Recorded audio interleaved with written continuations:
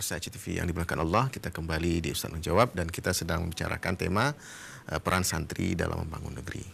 Tadi sudah disampaikan bagaimana peran-peran santri di masa kemerdekaan, sebelum kemerdekaan malah, kemudian masa kemerdekaan dan setelah kemerdekaan, juga pada masa Orba, ya kan? Masa Orba dan reformasi. Mungkin ada hal-hal yang masih belum tersampaikan, yang mungkin Tengku bisa melanjutkan. Mungkin sekarang tadi kita bicara secara umum, ya. Ini secara di spesifik itu di Aceh. Oke. Di Aceh kita tahu itu ada beberapa istilah santri atau anak bud tadi. Kalau kita bilang anak santri itu spesifikasinya itu mulai dari kelas 1, kalau di daerah Salafi itu sampai kelas 7. Oke. Kalau di pesantren terpadu itu dari kelas 1 sampai kelas 6. Oke. Nah, setelah itu apa namanya? Nah, kalau kita mau juga kasih nama, itu namanya Mahasantri. Mahasantri. Karena kita di Aceh pun sekarang sudah Mahat Ali, ada Mahat Ali. Oh iya, betul. Di beberapa sudah ada 4. Nah, mereka itu disebut dengan Mahasantri. Oke. Nah, kalau di pesantren yang belum ada Mahat Ali itu disebut dengan guru rangkang. Nah, guru rangkang inilah yang kelak nanti pulang ke kampung atau pulang ke daerahnya itu membuat pesantrennya sendiri. Yang akhirnya mereka disebut dengan Tengku Dayah ataupun ulama. Inilah yang menjadi cikal bakal lahirnya ulama-ulama di seluruh Aceh. Iya. Nah, tentunya hari ini peran mereka Tengku Rangkang ini ketika dia dalam masyarakat dia punya peran. Ataupun dia ke kampus. Maka kalau dulu di kampus itu ada namanya IMADA. Ikatan Mahasiswa Alumni Dayah. Ada juga yang didirikan oleh Buya Profesor Muhyiddin Wali, itu namanya ISAD, Ikatan Sarjana Alumni Dayah. Nah, ada juga yang lain misalnya ikatan IMADA, ada IMABA, macam-macam ya namanya. Ada juga HADA, Himpunan Anak Dayah Aceh, macam-macam. Jadi mereka punya pergerakan. Yang lebih besarnya yang menginduk adalah RTA, Rabitah Taliban Aceh. Ada juga di penulisnya seperti misalnya Ikatan Penulis Santri Aceh. Nah, seterusnya yang kira-kira punya fokus masing-masing. Nah, peran mereka ini macam-macam. Ada seperti misalnya ISAD itu lebih kepada bahasul masailnya atau kajian-kajiannya. Kalau IPSA itu lebih ke penulisannya. Ada juga yang merespon isu yang sedang berkembang. Ada juga yang kadang-kadang sebagai pembelajaran kepada masyarakat. Kemudian peran lain dari pergerakan santri baik yang sudah di kampus maupun masih dalam pesantren itu biasanya menjawab tantangan yang dihadapi oleh ulamanya. Misalnya ada di Huda atau ada di Insyafuddin atau di Muna. Nah, ketika mereka diserang, ketika mereka mengalami kendala-kendala dalam dakwah, mereka turun tangan. Yang pertama mungkin dengan cara dialog, kemudian dengan cara paling ringan misalnya membuat statement di media massa, atau yang terakhir memang kadang-kadang yang paling parah adalah turun beraksi ke jalan-jalan untuk mendukung apa yang dilakukan oleh ulama. Nah, ini penting sekali saya pikir sebagai elemen yang mendukung dakwahnya para ulama yang ada di Aceh. Itu perannya. Nah, begitu juga dalam politik, bukan hanya dalam dakwah saja, dalam politik mereka juga terlibat. Nah, namun saya lihat santri di sini tidak terlalu ambil pusing dalam hal ini, karena mereka kadang-kadang ada mengambil istilah takzim kepada gure. Apa yang disampaikan oleh gure itu yang mereka pilih.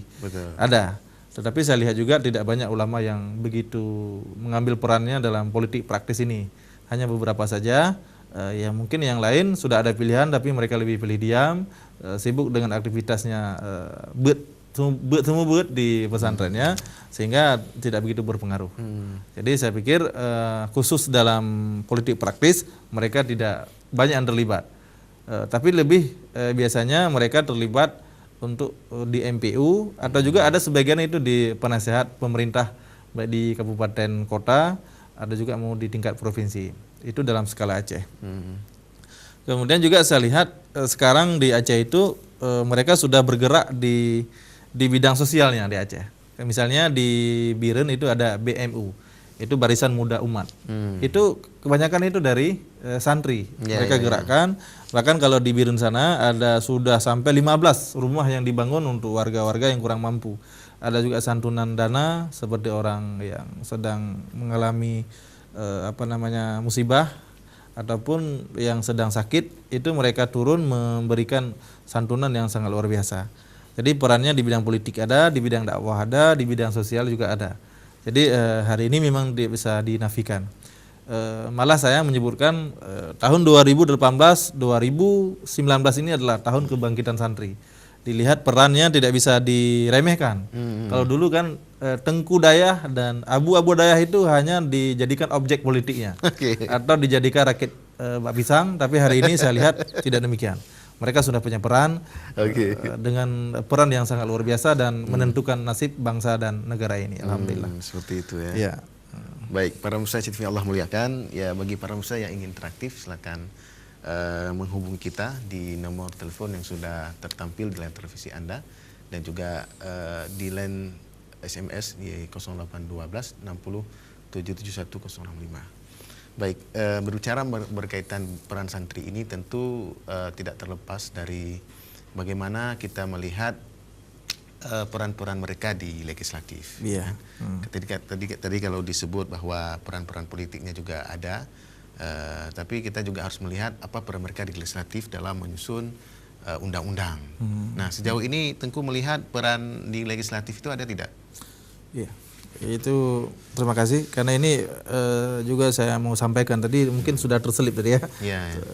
Kemarin kita baru diundang oleh Komisi 7 di DPRA tentang rancangan kanun tentang penyelenggara pesantren.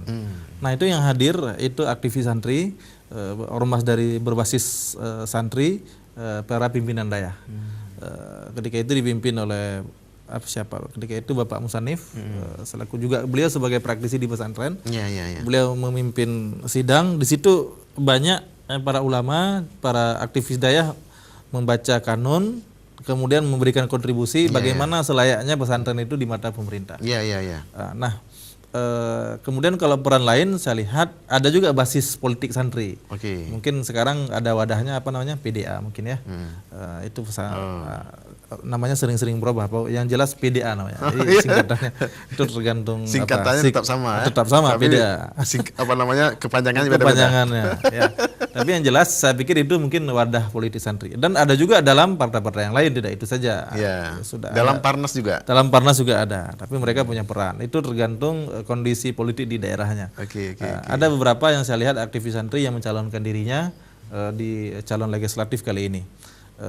Kalau bapak santri, kalau disebut dengan mahasantri itu sudah ada, misalnya ada di Takengon misalnya Abi Syarkawi. Kalau di Aceh Besar sudah ada Walid Husaini. Kalau Abi Syarkawi jadi wakil bupati. Tapi karena bupatinya sedang bermasalah ya. Jadi beliau ya sebagai orang nomor 1 sekarang. Betul. Sekarang jadi intinya mereka sudah ada peran. Kalau secara langsung pun kita lihat sebagai Kiai Ma'ruf misalnya, terlepas dari setuju dan tidak setuju, kita lihat beliau kan datang dari santri juga. Betul. Jadi beliau sudah mengambil peran yang luar biasa. Jadi sudah ada di posisi yang sangat strategis. Kalau sebenarnya itu bukan hari ini. Dulu kan Gus Dur sudah malah menjadi presiden, walaupun dengan bukan husnul khatimah ya, dengan tidak ada husnul khatimah. Tapi intinya sejarah sudah mencatat Indonesia itu punya santri, punya mahasantri, menjadi kiai, sudah pernah menjadi presiden. Orang terbaik di Indonesia itu sebagai orang nomor 1, yakni presiden. Tapi itulah tadi saya melihat dari pembahasan kanun kemarin, kita memang masih ada ketimpangan. Artinya misalnya dalam jumlah dana misalnya yang dianggarkan oleh pemerintah, saya melihat kemarin untuk dayah anggaran tahun 2018 itu berjumlah 180 miliar. Itu dana semuanya, sudah pembangunan fisik dan pembangunan lainnya. Sementara di dinas-dinas lain itu sangat luar biasa, malah kadang-kadang T. Jadi kalau 180 miliar kalau dibagi dengan dayah sekarang itu ada 1.500 di Aceh, mungkin hanya dapat 100.000 lah satu dayah. Jadi oleh karena itu mungkin itulah ketimpangan ya. Makanya saya berharap, saya sampaikan dalam RDPU kemarin bahwa memang ada orang mengatakan apa yang saya sampaikan itu konyol. Ada juga yang bilang itu terlalu berani. Apa yang saya bilang? Yang pertama di Aceh dibubarkan saja pesantren ini. Yang kedua pesantren ini diperketat, nggak boleh bangun pesantren kecuali ada izin dari dinas terkait.